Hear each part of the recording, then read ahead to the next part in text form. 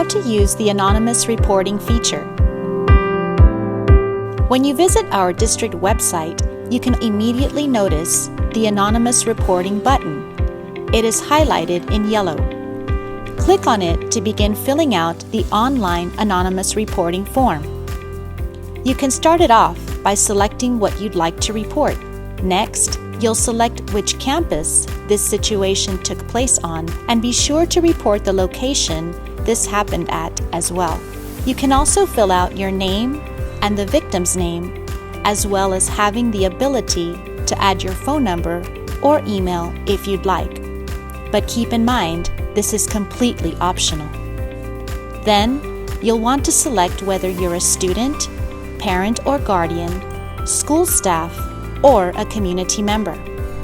Be sure to let us know how frequent this happens.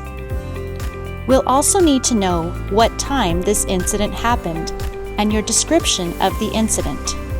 Try to include as many details as possible. To prevent spam, be sure to checkmark the "I'm not a robot" before clicking send, and that's how to use the anonymous reporting feature via SFDR-CISD.org. Thanks for watching.